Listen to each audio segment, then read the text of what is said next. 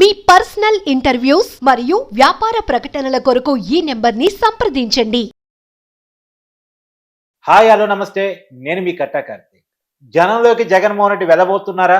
ఈ మధ్య press meet పెట్టి సంక్రాంతి తర్వాత వస్తానన్నాడు. కానీ మళ్ళా ప్రెస్ మీట్ పెట్టి సంక్రాంతి దాకా కూడా నేను ఆగను, డిసెంబర్ 11 నుంచి ఆందోళన కార్యక్రమం అన్నాడు. డిసెంబర్ 11వ తారీఖు రైతుల సమస్యల మీద, డిసెంబర్ 27వ తారీఖున విద్యుత్ ఛార్జీల పెంపు మీద, జనవరి 3వ తారీఖున పీజీ రీయింబర్స్మెంట్ పెండింగ్ మీద పెద్ద ఎత్తున ఆందోళన కార్యక్రమాలు పార్టీ తరపున ప్రజలతో కలిసి చేస్తానని జగన్మోహన్ రెడ్డి గారు ప్రకటించారు. ఆయన ఆందోళన కార్యక్రమాలు చేస్తే ఏ రకంగా ఉండే అవకాశం ఉంటుంది? ఎందుకు జగన్మోహన్ రెడ్డి ముందే జనంలోకి వస్తున్నారు? మామూలుగా ఒక నాయకుడు జనంలోకి వస్తే ఆశ్చర్యం అవసరం లేదు. కానీ ముఖ్యమంత్రిగా ఉన్నప్పుడు ఏ రోజు ప్రజల్లోకి రాకుండా తాడేపల్లి ప్యాలెస్లో తలుపులు మూసుకొని కూర్చున్న జగన్మోహన్ రెడ్డి గారు ఇలా ఆశ్చర్యకరంగా జనంలోకి వస్తున్నాను అనేసరికి ఆశ్చర్యం వేస్తుంది. దానికి కారణాలు కనుక్కునే ప్రయత్నం చేద్దాం. మనతో ఉన్నారు ప్రముఖ రాజకీయ విశ్లేషకులు, సీనియర్ జర్నలిస్టు డివి శ్రీనివాస్ గారు. సార్ నమస్కారం. నమస్తే సార్, మామూలుగా జగన్మోహన్ రెడ్డి గారు బయటకు వస్తున్నారంటే ఏదో పెద్ద సంచలనం తప్పితే బయటకు రారు. ఆయన చెట్టు నరికేసి పరదాలు కట్టుకొని చుట్టూ సెక్యూరిటీ పెట్టుకొని వస్తారు. మామూలుగా అయితే తాడేపల్లి ప్యాలెస్లో తలుపులు మూసుకొని కూర్చుంటారు. కానీ ఇవాళ ముందే మొన్నేమో సంక్రాంతి తర్వాత వస్తాడు, ఇవాళేమో డిసెంబర్ 11 నుంచి ఆందోళన కార్యక్రమాలు అంటున్నాడు. ఎలా చూడాలి జగన్మోహన్ రెడ్డి గారి స్టేట్మెంట్? అంటే ఇప్పుడు మీరు చెప్పిన 3 ఆందోళనల్లో జగన్ పాల్గొంటాడా లేకుండా వెళ్ళిపోతాడా? ఎందుకంటే ఆయన పిలుపు ఇవ్వడం, కానీ వీళ్ళెళ్ళి వినతి పత్రాలు ఇచ్చుకోండి అని చెప్పి ఈయన ఎలహంకి వెళ్ళిపోవడం. రేపు 11వ తారీఖు ఆందోళన అన్నారు, లేకపోతే 27 ఆందోళన అంటున్నారు, లేదు జనవరి 3 ఆందోళన అంటున్నారు. ఈ 3 ఆందోళనలు మనం చూస్తే ఎక్కడెక్కడ చేస్తున్నారు? ఒకటేదో రైతులది 11న కలెక్టరేట్ల దగ్గర, లేకపోతే ఆ విద్యుత్ సిఈల దగ్గర, లేకపోతే ఆ ఎస్సీల దగ్గర అక్కడ, లేకపోతే నెక్స్ట్ విద్యార్థులది మళ్ళీ కలెక్టరేట్లకు ప్రదర్శననో ఏదో అంటున్న నేపథ్యంలో ఇప్పుడు ఈ 3 ఆందోళనలు ఎందుకు? 3 ఆందోళనలు, 3 తేదీలు, 3 చోట్ల ఎందుకు? అన్ని జగనాళ్ళ ఇంటి దగ్గర చేస్తే సరిపోదు. అంటే ఈ 3 ఆందోళనలకి తాడేపల్లి ప్యాలెసే కారణం. తిరుపతి పూజ గినక ఇక్కడే చేసుకున్నట్టు తాడేపల్లి ప్యాలెస్ లో చేయాల్సిన ఆందోళనలు కలెక్టరేట్ల దగ్గర చేస్తే ఎలా? ఎందుకంటే ఇప్పుడు ఈ రైతులు రేపు 11వ తారీఖు ఆందోళనకు పిలిపించారు కదా, దానికి కారణం ఎవరు? ఆ సమస్య సృష్టించింది ఎవరు?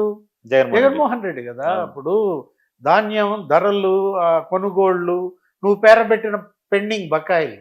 అవును సార్, ఇప్పుడు 1650 డిసెంబర్లో పంట కొంటే అంట మార్చి ఏప్రిల్లో డబ్బులు వేసేవాళ్ళట. అది కూడా వేయలేదు కదా.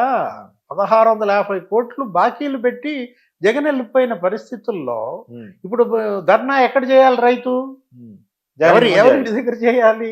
ఇప్పుడు ఇవాళ మరి ఈయనిచ్చారు ఎవరు? నాదెండ్ల మనోహర్ ఫస్ట్ గెలవంగానే మంత్రిగా ప్రమాణ స్వీకారం చేయగానే 600 కోట్లు రిలీజ్ చేశాడు. నిన్న ఒక 150 కోట్లు రిలీజ్ చేశాడు. నీ పెండింగ్ బిల్స్ వాళ్ళు క్లియర్ చేస్తుంటే ఇంకా కొననిది ఎక్కడ? అంటే రైతులంతా ఇవాళ తాడేపల్లి ప్యాలెస్ చుట్టుముట్టి ఆందోళన చేయమని ఆయన పిలిపిస్తున్నట్టు. తర్వాత ఆందోళన కూడా అదే. ఏది? విద్యుత్ ఛార్జీలు. విద్యుత్ ఛార్జీలు ఎవరు పెంచింది? జగన్మోహన్ రెడ్డి. ఈఆర్సీ జస్టిస్ నాగార్జున రెడ్డి పోతా సంతకం పెట్టిపోయాడు. అవును, నువ్వు నియమించినటువంటి ఈఆర్సీ నాగార్జున రెడ్డి ఆయన ఏంటి, ఒక 6,000 కోట్లు ఒకసారి సంతకం పెట్టాడు, 11,000 కోట్లు ఒకసారి కట్టాడు. ఈ 17,000 కోట్ల విద్యుత్ ఛార్జీలు ఎవరేసింది? ఈ 6 నెలల్లో చంద్రబాబు వేసిందా? ఇవాళ అసలు ఈఆర్సీయే లేదు కదా. అవును, ఈ కొత్త ప్రభుత్వం వచ్చిన తర్వాత ఈఆర్సీ లేనప్పుడు ఇంకా ఛార్జీలు వేసే అవకాశం ఎక్కడుంది? ఇవాళ విద్యుత్ ఛార్జీల యొక్క ధర్నా కూడా జగన్ ఇంటి ముందే చేయాలి, లేకపోతే విద్యార్థులదా జనవరి 3వ తారీఖు అది కూడా జగన్ ఇంటి దగ్గరే చేయాలి. ఎందుకని? ఆ ఫీజు రీయింబర్స్మెంట్ బకాయిలు, వసతి 13,000 కోట్ల రూపాయలు, వసతి దీవెన, విద్యా దీవెన, ఇవన్నీ కూడా జగన్ హయాంలో. అవును, తను ఇవ్వకుండా పెండింగ్ పెట్టాడని నిన్న నారా లోకేష్ మొత్తం లిస్ట్ ఇది ఇచ్చాడు. ఇప్పుడు చిక్కీ బిల్లులు కూడా ఇవ్వలేదంట. పల్లీపాకం, ఏది కోడిగుడ్డు ఎగ్ బిల్లులు, అవే 150 కోట్లు నువ్వు పెండింగ్ పెట్టావంటే, అంటే నీ వైఫల్యాలని ఇవాళ చంద్రబాబు ప్రభుత్వం మీద రుద్ది నువ్వు జనంలోకి వెళ్తే జనం ఎలా నమ్ముతారు? అంటే జగన్మోహన్ రెడ్డి ఇంకా భ్రమల్లో ఉన్నాడు. తనేం చెప్పినా జనం నమ్ముతారు అనుకుంటున్నాడు. నేను అనుకోవడం భ్రమలో ఏం లేదు సార్. కాకపోతే అప్పుడు ఓదార్పు యాత్ర అప్పుడు అరెస్ట్ చేశారు కదా జనంలోకి వెళ్ళినప్పుడు.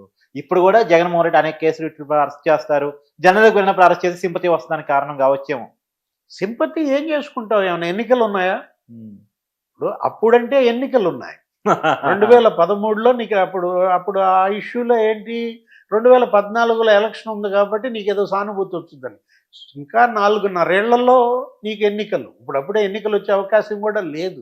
ఏదో జమిలీ అని ఈయన కలగంటున్నాడు తప్ప జమిలీ ఎన్నికలు వచ్చినా కూడా 2029లోనే జరుగుతాయి తప్ప అవేమి ముందుకు రాని నేపథ్యంలో జగన్మోహన్ రెడ్డి ఇవాళ ఏంటంటే దీన్ని అడ్డం పెట్టుకుని ఏదో రకంగా జనంలోకి వెళ్ళాలన్న అతని తాపత్రయం ఇవాళ అబాస్ పాలవుతున్న నేపథ్యం. అటు పార్టీని కాపాడుకోవటం, ఇటు వలసలకి అడ్డుకట్ట వేయడం. ఎందుకంటే పెద్ద ఎత్తున ఫిరాయింపులు పెరిగాయి.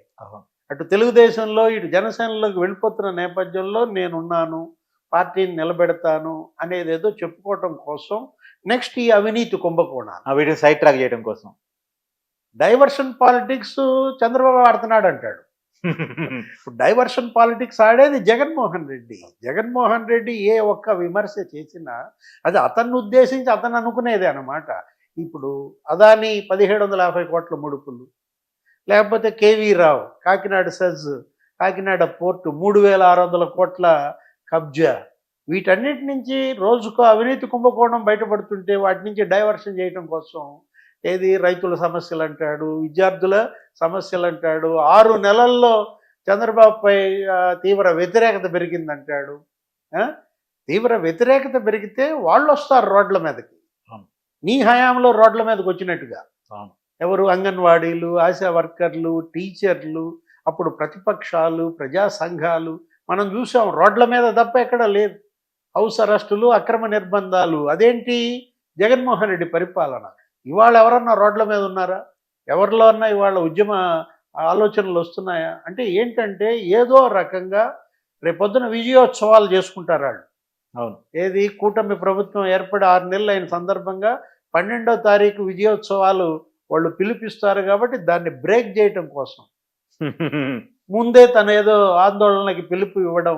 అంటే ఏంటి, ఇవాళ వాళ్ళు నెరవేర్చిన హామీలు, వాళ్ళు చేసినటువంటి ఆ అభివృద్ధి పనులు, సంక్షేమం, తెచ్చిన పెట్టుబడులు, వీటన్నిటి గురించి వాళ్ళు ప్రెస్ మీట్లు పెడుతూ ఇవాళ ముఖ్యమంత్రి ఏమన్నాడు, ప్రతి మంత్రిత్వ శాఖలో ప్రోగ్రెస్ రిపోర్ట్ ఇవ్వమన్నారు. అవును.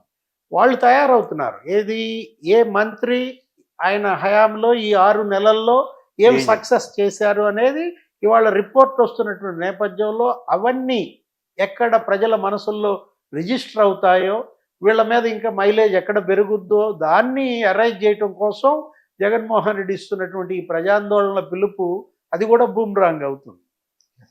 Thank you sir, thank you so much.